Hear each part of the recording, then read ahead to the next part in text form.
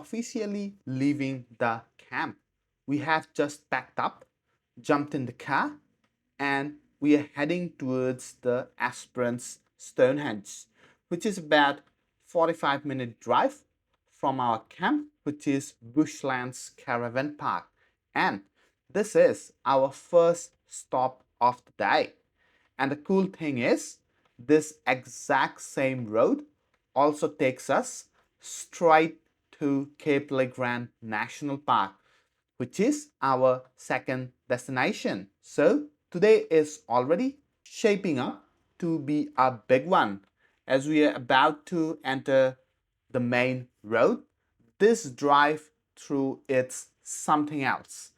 It's wide open roads, that deep red dirt, low bushlands, and this massive Australian sky stretching out forever. It's the kind of road trip where you don't feel rushed at all. You just settle in and enjoy the moment. Now, Esperance Stonehenge is such a unique stop. It's a full-scale replica of the original Stonehenge, sitting right out there in the middle of the Western Australia. Totally unexpected and honestly pretty surreal. And I'm really keen to see it up close. But we are not done there. After that, we will keep driving and head straight into Cape Legrand National Park. And if you have ever seen photos of this place, you already know what's coming. Bright white sand, incredible blue water, huge granite peaks. If we are lucky, kangaroos just hanging out on the beach like it's completely normal. So stick around because this is going to be a good one. Follow me. Let's go get a good look at Esperance Stonehenge. So this right here is a full-scale replica of the original Stonehenge in England. And when I say full scale, I mean it's built to match the size, layout, and overall positioning of the original monument. What makes this place really impressive is how it was constructed. The stones are made from local granite, cut and shaped specifically for the site and carefully placed to mirror the original Stonehenge structure. There's a lot of attention to detail here, from the spacing of the stones to how they're arranged to reflect the alignment of the original monument. Standing here in person, you really start to feel the scale of it. The stones are massive, and seeing them rise out of the landscape like this is pretty incredible. It's one of those places that feels much more powerful in real life than it ever does in photos. Now, just a quick tip: if you are planning a visit to enter the Stonehenge site, you do need to pay a small entry fee that also gives you access to clean, well-maintained facilities, which is definitely appreciated when you are traveling through more remote areas. If you are into photography or filming, drones are allowed here, but only with prior permission, and there's an additional fee to fly one. So if you are planning aerial shots, make sure you organize that ahead of time. And before we leave, don't miss this detail. You can see a small scale model of the original Stonehenge set directly into the screen.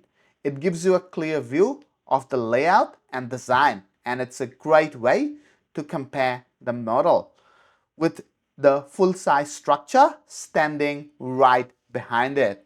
All up, this is such a unique and unexpected stop, a piece of ancient history recreated right here in Western Australia. All right, let's keep exploring. Now we're going to drive to Cape Legrand National Park, which is about 50 minutes away from Esperance Stonehenge. And the first stop inside that is Lucky Bay Beach. The drive is beautiful, sealed roads, open views, and that feeling that something special is coming up. We are just passing the Cape Le Grand Pay Station. We don't need to stop because we have got a WA annual park pass. If you don't have one, you can grab a day pass here and head straight into the park. From here, it's only a short drive until we reach the Lucky Bay Beach car park. Let's go. And you can see in distance the Lucky Bay coming out in our camera frame. And as we enter into the parking, you can see how beautiful this place is. So let's go and get a closer look at Lucky Bay. From the parking area, we drove straight down towards the beach to get a proper look at Lucky Bay. But before that, have a look. How good is this? The camera is actually not doing any justice. So we put the drone up in the sky for you to give you a first glimpse even before we drive. Now, to get here, you need to take a sharp left turn, and the sand here is unbelievably white, almost blinding in the sun. And the water is that perfect mix of turquoise and deep blue that Esperance is famous for. Even before stepping out of the car, you can already tell this place is something special. As I pull up nice and close to the shoreline, and it's one of those moments where everything just slows down. The sound of the wave, the open space, and those massive granite rocks framing the bay in the distance.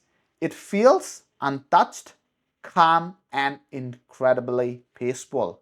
After spending a bit of time down here, we stop, take a breath, and really take in the view. Looking out across the bay, you can see why Lucky Bay is always ranked as one of the best beaches in Australia. Crystal clear water, long stretches of sand, that perfect contrast between ocean, rock, and sky. It's the kind of place you could sit for hours and not get bored at all. And then we start heading out, the perspective completely changes. For the final stretch, this is us driving away from the beach, captured from above by drone. Seeing Lucky Bay from the air really puts its scale into perspective. The curve of the shoreline, the color of the water, and just how remote and untouched this place really is. A perfect way to wrap up our time here. And straight onto these corrugated roads. The corrugation out here is pretty rough, especially for a small car like ours. So we have dropped the tire pressure to make the drive a bit smoother. We aired down to about 1.5 bar, which helps the tires absorb the bumps instead of shaking the whole car apart. It's a simple adjustment, but it makes a massive difference on road like this. From here, we are cruising our way towards Rossiter Bay. Wow, this place is something else, completely different from Lucky Bay. The first thing I notice is the sand. It's incredibly soft, almost like powder beneath your feet. Walking here feels like sinking into a cloud, and it stretches on for what feels like forever. Then there's the grass. These long straw-like grasses cover much of the beach, and they actually play an important role. They're part of the natural dune system. Their roots help stabilize the sand and protect the coastline from wind and erosion. So even though they look dry and delicate, they're really keeping this beach in shape. The contrast is stunning. Soft white sand, bright blue water, golden grasses framing the shore. It's peaceful, calm, and perfect. Once I drove back again to the black spot, which starts near the Lucky Bay Beach entrance road, I'm starting to air up the tires to their designated pressure mentioned by the manufacturer. We have arrived at Thistle Cove and Whistling Rock, and the views here are incredible. First, we walk through the bush, taking in the scenery and the fresh coastal air before heading down towards the cove itself. The water is crystal clear, and the granite rocks rise dramatically from the ocean. The waves crash against the rocks, creating the whistling sound the rock is famous for. Fishing here can be dangerous. The waves and currents are strong. You will notice the tie down points for safety harnesses. So if you are planning to fish, make sure to use them. And finally, take a moment to enjoy the sound of the waves hitting the rocks. It's the perfect way to soak in this spot.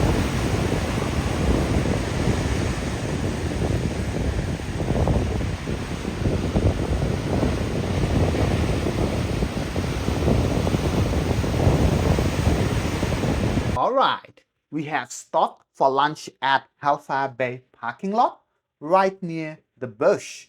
We kept it simple today. We have got some hard-boiled eggs and our wraps are loaded with chocolate spread. Definitely a treat on the road. On top of that, we had some tin fish and a banana to really fill our bellies. While we ate, we also had a good chat, just enjoying the calm, the fresh air, and talking about the day ahead. This little break was perfect before we head in to explore Hellfire Bay itself. It's amazing how a simple meal, a bit of chocolate, and good conversation can make a spot feel even more memorable. Alright, lunch about to be done, and after that, let's go check out Hellfire Bay. The bay is absolutely stunning, framed by granite rocks and soft white sand and crystal clear turquoise water. It's calm, serene, and perfect for just soaking in the view. You can see why it's one of the most famous beaches in Cape Le Grand.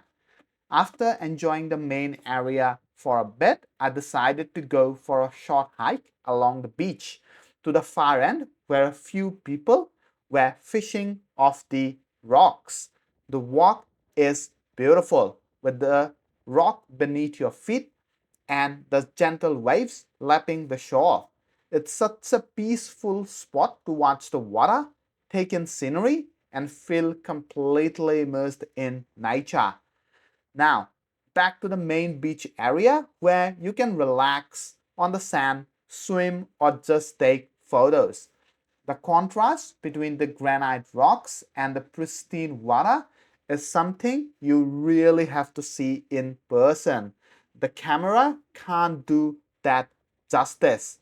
Hellfire Bay is definitely a place to spend some time, explore the different corners, and just appreciate the natural beauty of the park. As I zoomed out, walking along the bay, you can really see the full sweep of Hellfire Bay. The curve of the shoreline, the soft sand, and those striking granite rocks stretching into the water.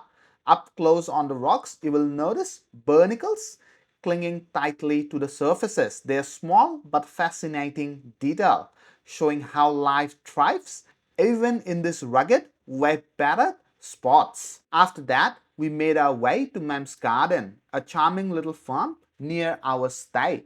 The owner was kind enough to give us a full tour of the farm, showing us the rows of fruit trees, vegetable, and all different crops growing under their care. During the tour, we even got to try some fruit directly from the tree. Sweet, juicy, and absolutely delicious. And if you like what you see, you can also buy the fruits and the vegetables directly from the farm, either by cash or card. perfect for taking home some of the farm fresh goodness. And that's what we did next. We went to their farm shop to get some of those items for tonight's dinner and tomorrow's breakfast. It's amazing to see all the fruit trees, vegetables, and little details that make this place so special. From tasting fresh fruit straight from the tree to explore the gardens. It really feels like a perfect way to connect with nature and see the work that goes into growing food. Today we have visited like 5-6 different places in Cape Le Grand National Park. If you have liked what you have seen today, or if you want to see more videos like this, please give us a like and a subscribe. Also, there are many more videos of Esperance is about to come in next couple of weeks to give you just a glimpse of what we are doing tomorrow. We are just going to relax and take a slow day in to get our energy back. That video is going to come next Sunday.